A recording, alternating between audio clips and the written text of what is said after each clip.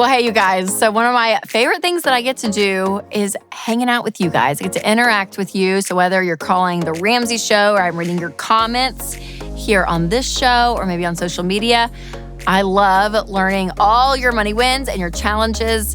But after a while, there's kind of a pattern that emerges, right? I always get questions, especially on social media. And if I do one of those, like Ask Me Anything, I get kind of the same questions. So we're gonna go over the 5 top questions that I always get, especially when it comes to Instagram. So some of them are personal finance related, some others are not. So we're gonna just go through each of them and hopefully maybe it's questions that you have had that we will answer. All right, the first question has to do with retirement investing. I know, super fun stuff, but some of you love it. You love talking about investing. But lots of people want to know my thoughts when it comes to like Roth or traditional. And typically, here's what I always say, match beats Roth beats traditional. So what I would say is that you always want to go up to the match if your employer offers one, like a 401k, and then go over to a Roth IRA, fund some money. And if you still have money left to go, you can go back to your 401k. Now, some people on social will debate me because when it comes to your taxes and your tax bracket, your income, all of that, some would say, well, shouldn't you just do a traditional IRA? You'll come out better ahead. But here's the deal. When it comes to your income overall, over the scope of your life, the goal is that your income continues to go up, right? And so you're going to be at a different tax bracket when you retire. And a Roth IRA, again, you guys, because of the word Roth, means the growth is tax-free. And I think that's going to benefit majority of people over time because it's just great. Now, another retirement question I get asked is, practically and specifically speaking, how do I open up something like a Roth IRA? So when you're looking at these 2 retirement accounts, a 401k or a 403b, you'll do through your employer. Your HR department should have all of that information so you can open up a fund that way. And then a Roth IRA, what you can do is sit down with an investment professional, do it that way. I mean, even websites like Vanguard, you can actually open up your own. But here's what I would say with both of these, I would still sit down with an investment professional because you can open up the account. You can actually put money in the account, but then you have to take that money that's in the account and actually invest it then. And that's where the confusion can sometimes occur because you want to diversify, you want to choose mutual funds, growth and income, aggressive growth. Like there's different levels at which you want to put your money to diversify within these accounts. And having an investment professional on your side is really, really worth it, you guys. So make sure to sit down with somebody and go through all of that. It sounds a little complicated, but it's easier than it sounds. All right, the second question. So one I always get, I get investing. And then my second question, it's a fun one and it's not related to finances, but people always want to know where I bought X, Y, and Z.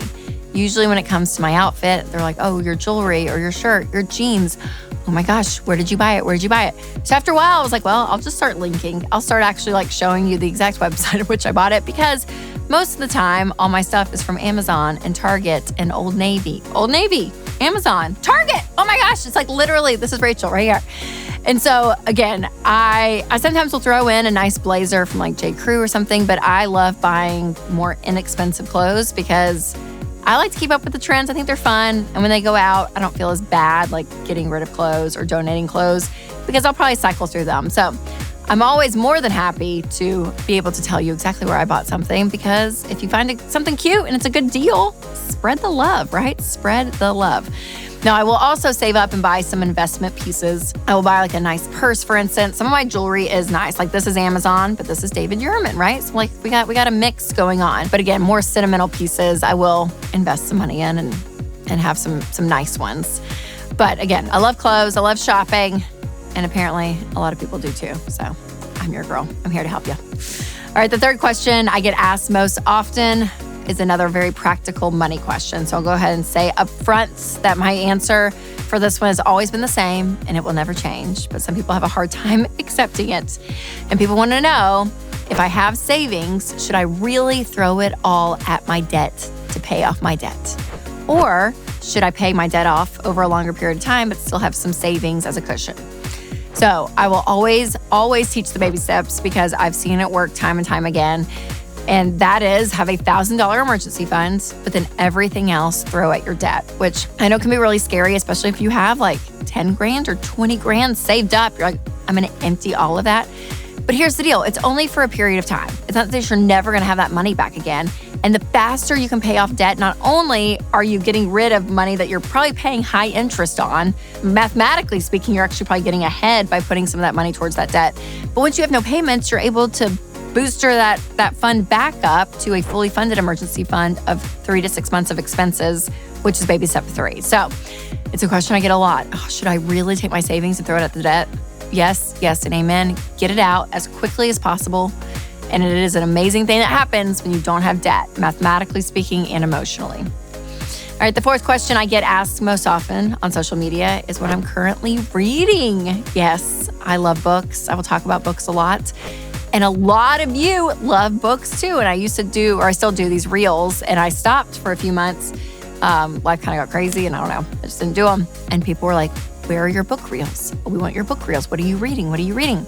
So I'm reading a book by David Thomas, and it's called Wild Things. And I realized, you guys, I have 2 older girls, and when my girls were in my life and I'm a big reader, I read so many girl books. And I was like, girls, and how their brains are developing. And I just loved it. It was so interesting. Then the 3rd kid comes along and I'm like, I haven't done anything. So I was like, I need to read a book on boys because he's 4.5. He's about to turn 5. And it is so good, you guys, because it breaks it down by ages. And he's hitting this mid-stage at 5. At 5, it's a new phase. So 5 to 8, I think is what it is. But it's called Wild Things by David Thomas. And it's been so good. So good. So check that one out. I also just finished The Women by Kristen Hanna. It's a really great book. It's about nurses that were during the Vietnam War. And actually Kelly, one of the producers of the show, told me, she's like, you got to read it. But I love Kristen Hanna. It was a really good one. And then I got 2 books in the mail this weekend, which I'm really excited to dive in. One is called The Teacher, and it's by the same author that did The Housemaid. Great book too. That one, and then another murder book, because I love murder books. So I'll be diving into those soon. But I do love books. Love them. And I'd love to hear what you're reading too. I usually ask this on social media, but here on podcasts and YouTube, drop your comments. I want to know what you're reading. And the 5th question is probably my favorite because it's one of the financial habits that I could never live without, and that is how to budget. Rachel, how do I budget? Can I budget on an irregular income? What do I do with this? What do I do with that? And listen, budgeting is one of those things that you put into your life and you do consistently, and it just brings you peace. It does. It shows you your guardrails, gets you in control of your money. And simply, we always teach a zero-based budget, which is your income for the month minus all of your expenses, including giving and saving, should equal 0. Every dollar of your income has a purpose and you know where it's going. And the budget can fluctuate throughout the month, okay? Stuff will happen and you may have to change some categories. It is a living and breathing part of your life, so it's okay to change it. But just being aware, hey, this is how we live below our means. This is how we hit the money goals we want to hit. And it just gives you a plan. And we use every dollar in our house. So I will always say that, give every dollar a shout out, because it is an amazing tool to be able to use on your phone. And if you're married, your spouse can have the same login. So you guys are looking at the same stuff. It is so helpful. All right, speaking of budgeting, if you haven't already, check out my episode on the 4 most popular budgeting methods and which one gets my stamp of approval. All right, you guys, that's it. Love your questions. Love getting to chat with you whenever I can. But remember, for you to always take control of your money and create a life you love.